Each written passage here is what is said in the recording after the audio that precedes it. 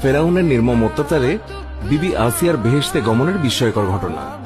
ফেরাউনের এক দাসীর ভাগ্যে আল্লাহ পাক রেখেছিলেন হিদায়াতের দৌলত, অমূল্য সম্পদ। একদিন ওই দাসী মুসলমান হয়ে যায়, আশ্রয় গ্রহণ করে ইসলামের সুশীতল ছায়ায়। ইমানের আলো ছড়িয়ে পড়ে হৃদয়ের প্রতিটি কোণায়। দাসী তার ইমানের কথা গোপন রাখতে চেষ্টা করে, কিন্তু সম্ভব হয়নি। সে চেয়েছিল এই সংবাদটি কেউ না জানুক, অন্তত খোদার দাবিদার মহাপাপী ফেরাউন। কিন্তু তাও পারা যায়নি। ধীরে ধীরে একসময় ফেরাউনের কানেও পৌঁছে যায় দাসীর ইমান আনয়নের সংবাদ। ফেরাউন দাসীকে ডেকে পাঠায়, খবরের সত্যতা জানতে চায়। দাসী অকপটে সবকিছু স্বীকার করে। সুতরাং আর যায় কোথায়? দাসীর ছিল 2 কন্যা, তার মাঝে একজন দুগ্ধপায়ী শিশু। একটি বড় পাত্রে তেল গরম করতে নির্দেশ দেয় ফেরাউন। তেল টকবক করে ফুটতে শুরু করলে দাসীকে সম্বোধন করে সে বলে, আমাকে খোদা মানো, নইলে তোমার সন্তানরা এখনই দুনিয়া থেকে চিরতরে বিদায় নেবে।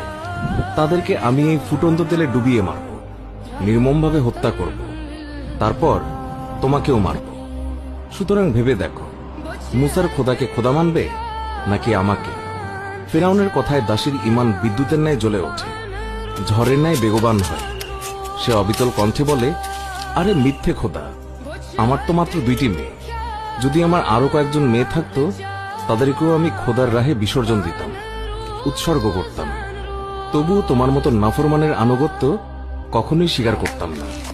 সুতরাং তুমি যা ইচ্ছে তাই করতে পারো, কোনোই পরোয়া নেই আমার। আমি তো এই ত্যাগের প্রতিদান চাইব ওই আল্লাহর কাছে, যিনি তোমারও খোদা। নিষ্ঠুর ফেরাউন আর দেরি করল না। প্রথমে তুলে নিল তার বড় মেয়েটিকে, ছেড়ে দিল ফুটন্ত তেলে। সঙ্গে সঙ্গে মেয়েটির জীবন প্রদীপ নিভে গেল, অঙ্গার হয়ে ভাসতে লাগলো ফুটন্ত তেলের ওপর। আহা, ফেরাউন কত পাষাণ! যদি কোনো মা তার সন্তানকে এইভাবে মরতে দেখে, তাহলে ওই মায়ের কেমন লাগবে, কেমন হবে তার অনুভূতি? এই অনুভূতি কি মানুষের ভাষায় ব্যক্ত করা সম্ভব? না, মোটেও সম্ভব না, অসম্ভব, একেবারেই অসম্ভব। এই ভাব ব্যক্ত করতে পৃথিবীর সকল ভাষা অক্ষম। এখানে এসে পৃথিবীর সকল সাহিত্যই বুঝি অকেজো হয়ে যায়। ভাষা অপারগতা প্রকাশ করে, হৃদয় ভেঙে চুরমার হয়। মেয়েটিকে তেলে নিক্ষেপ করার সাথেই আল্লাহর রহমতের সাগরে ঢেউ ওঠে। সরে যায় মায়ের সম্মুখ থেকে পার্থিব জগতের পর্দা। অদৃশ্য জিনিস দৃশ্যমান হয়ে ওঠে তার চোখের সামনে। মা পরিষ্কার দেখতে পায় মেয়ের রূহ তার শরীর থেকে আলাদা হয়ে উড়ে যাচ্ছে দূর আকাশপানে, আর যেতে যেতে বলে যাচ্ছে, এই হাদিসটির প্রেমে পড়ে গেছি। এবার আপনারাও শুনে যান। আপনি যখন নিজের ঘরে নীরবে কান্না করবেন, আল্লাহ